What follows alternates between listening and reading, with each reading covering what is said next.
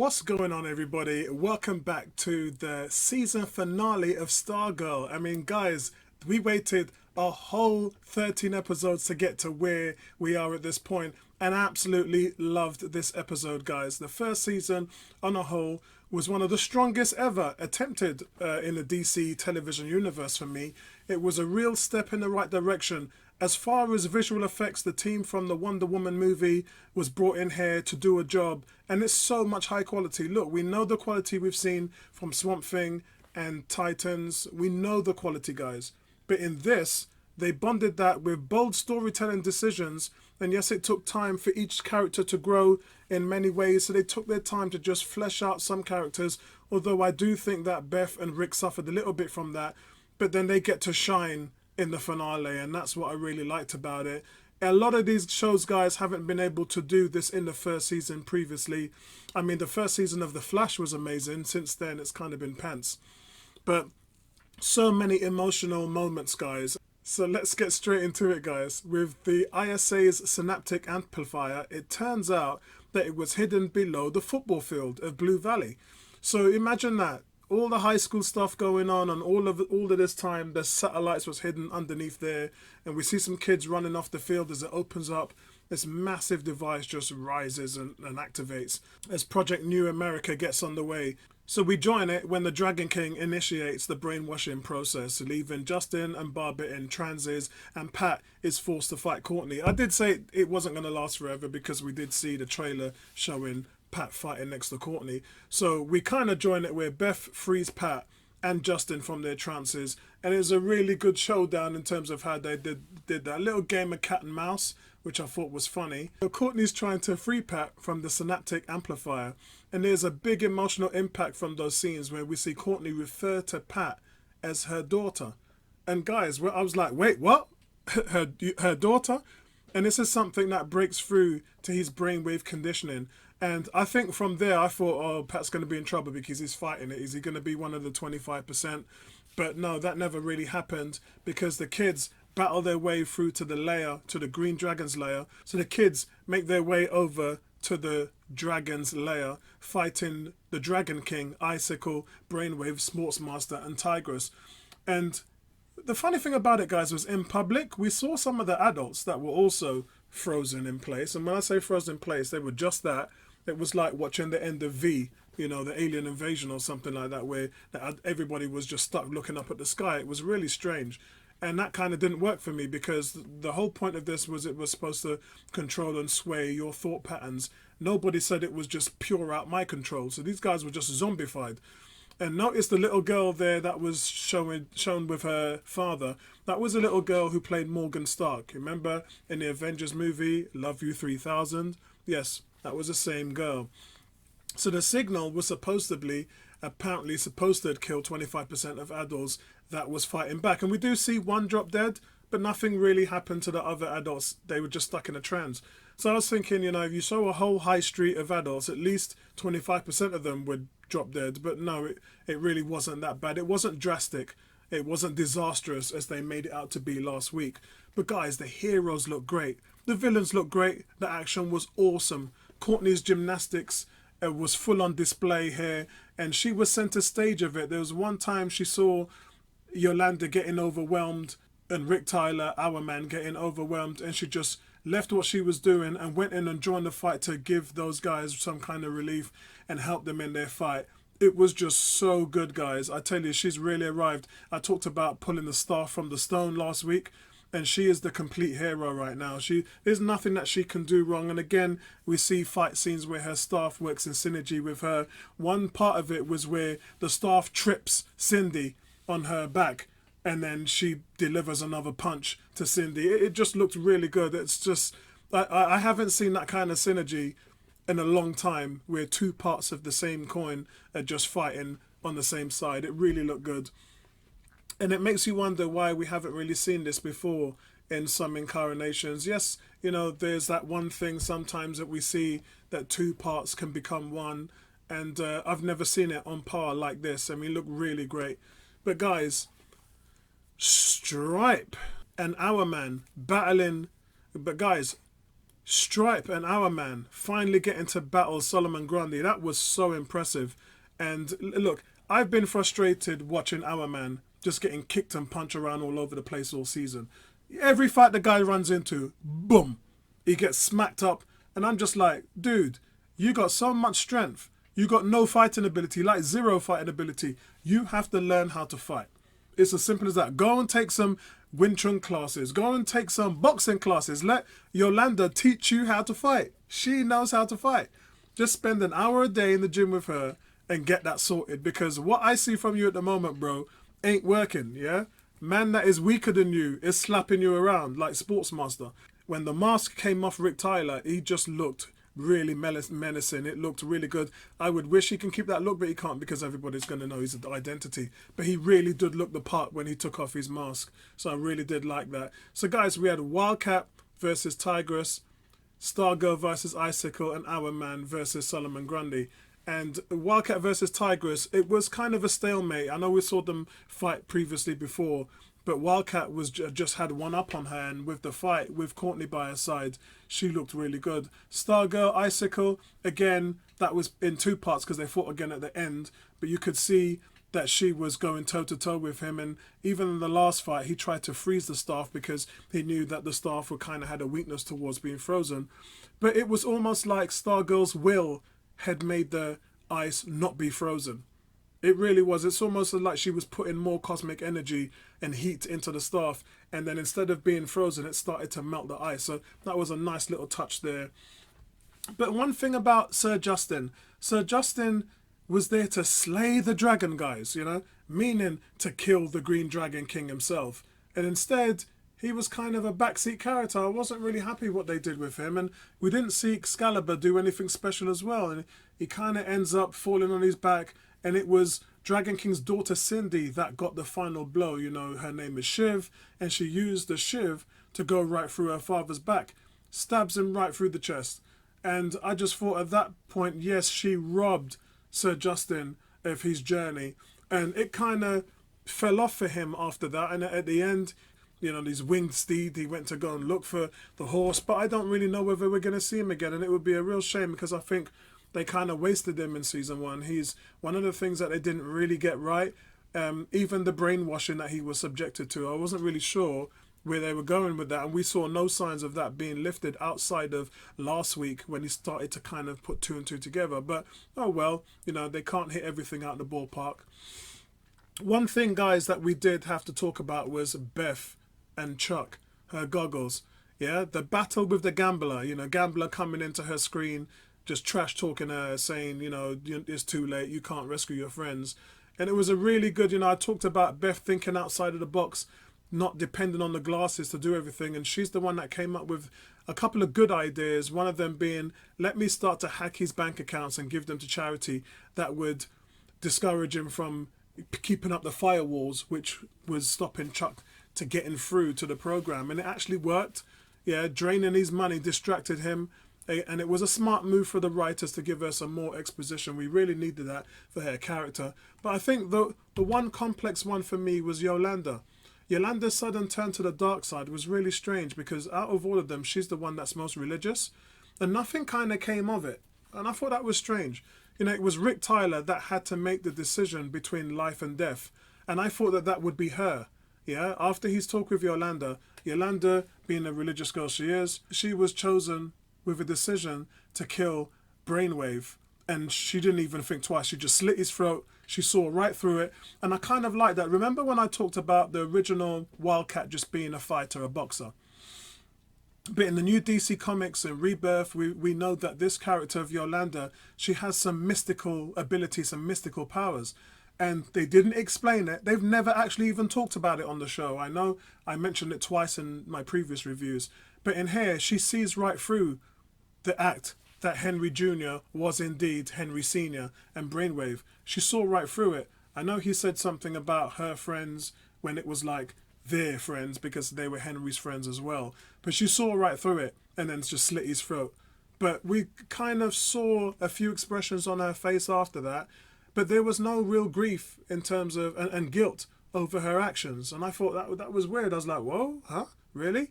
She just killed somebody. You saw some doubt on her face. Hopefully they'll come back and talk about that in season 2.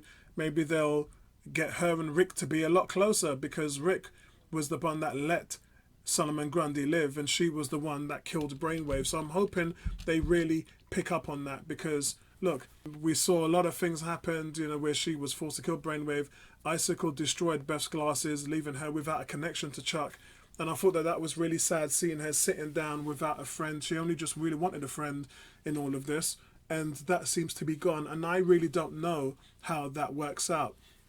But the one thing I must say to you guys is, remember, it is a program. Yeah, it's an AI program. So the glasses was just something that the program existed in. So it's possible that there was a backup made, and the owl sitting on the perch may take her to where that backup AI is. You know, he might give her a clue as to where she can find the AI, and then it's really just about her repairing the glasses or looking at a way where they can fix the glasses, and I'm sure she'll bounce back. I have no doubt that that will happen. But it was just a bit sad to see her sitting down there. But I really want to talk about our man's fight with Solomon Grundy, Rick choosing not to kill him. You know, he beat him within an inch of his life, and Solomon Grundy, you could see him cower in fear. And he let Grundy go. You get the feeling that at some point in the future, Grundy will be back to save Rick's life in season 2.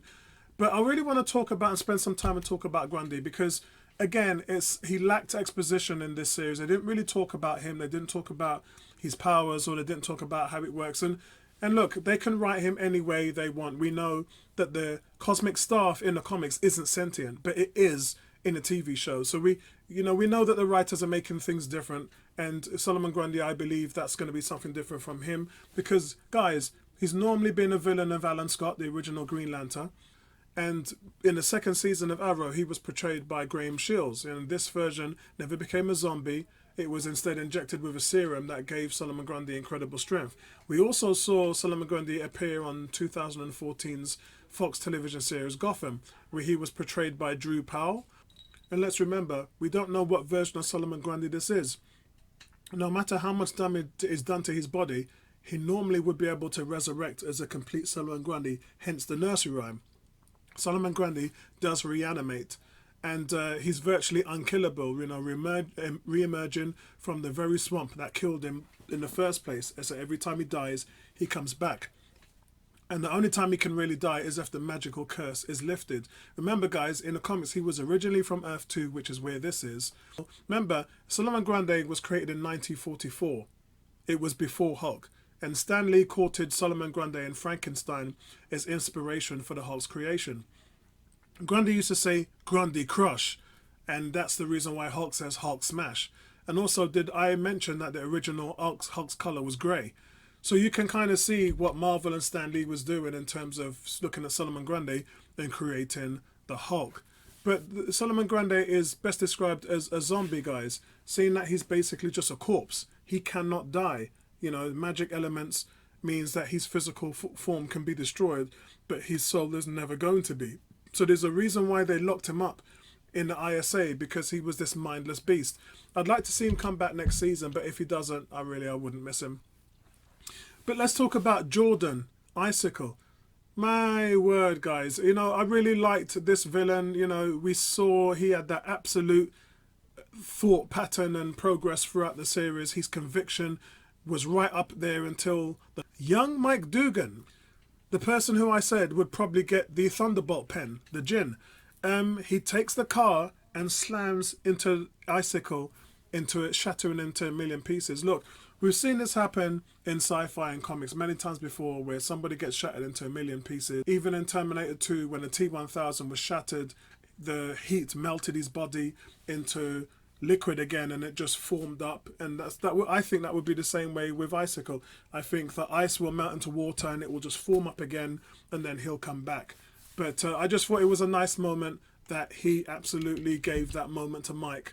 But guys, seriously, let's talk about the end of the episode. The end of the episode jumped to Pat and Barbara's old apartment in North Hollywood, California, where an old friend explained with a smile that his name was Sylvester Pemberton. Yes, the original Starman. And what the hell was he doing in terms of not being around for 11 years? You know, Pat Dugan has been under the impression that Sylvester died. in the ISA attack that took place 10 years prior to this event. So Pat took Starman's cosmic staff and the other superhero memorabilia with him, and to pass the mantle on to someone else. Obviously, Pat didn't expect it was going to be his stepdaughter, Courtney. But Starman's reappearance raises so many questions, guys. And I've got 3 theories. The first theory, I think, is he actually survived his near-fatal injury from Icicle, which hit him on the side of the stomach. You know, it's not too fatal. People have gunshot wounds there, and then they survive. So I think that something could have happened to him where he survived, doesn't find Pat, he doesn't know where the cosmic staff is because that's gone. But the fact that he's back, if that's the real one, it could be potentially devastating for Courtney, as the staff is as alive and it's sentient, and it would have to choose between which one it wants to follow. And I think that that could be quite complex. The second theory is this could be part of transformation magic from Eclipso. We see Cindy go into the wizard's kind of warehouse and going through his boxes, and she pulls out a purple diamond, a purple jewel. And that purple jewel, guys, is the heart of darkness in the DC. It's something that keeps in the spirit of Eclipso. And for those of you who don't know who Eclipso is one of the vengeance of God, of the presence in the DC universe.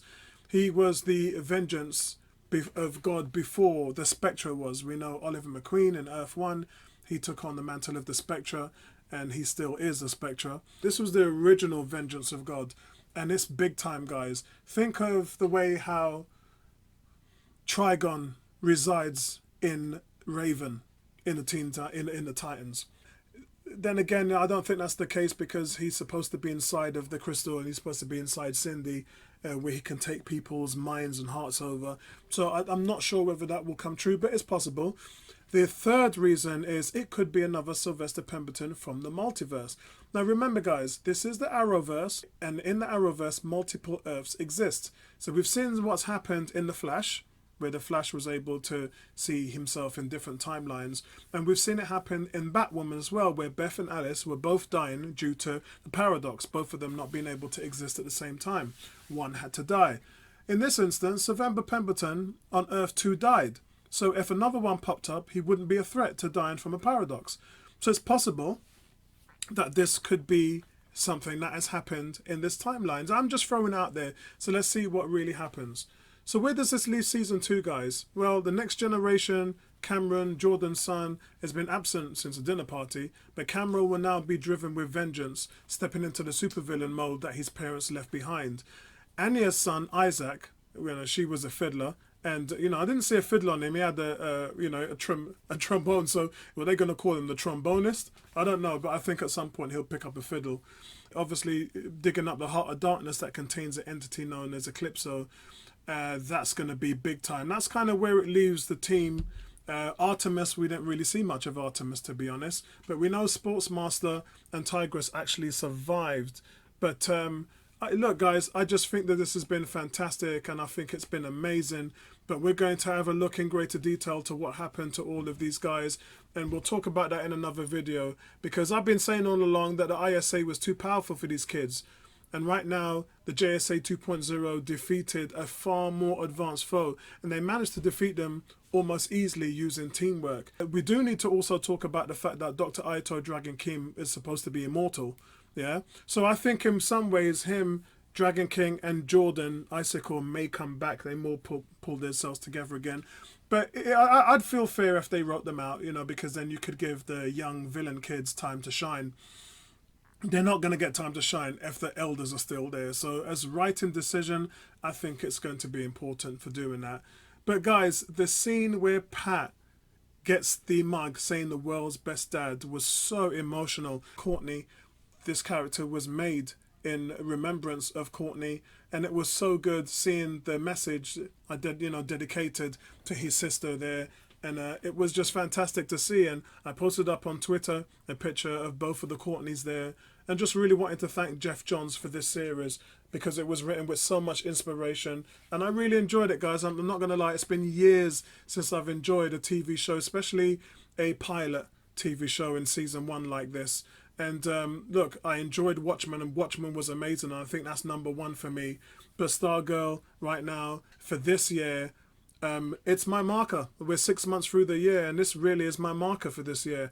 So it'd be really good to see what happens and how Marvel comes back in with Winter Soldier and Falcon and WandaVision and all those shows. I can't wait to see that all pan out. So guys, that's it from me. Let me know what you think of this episode in the comment section below.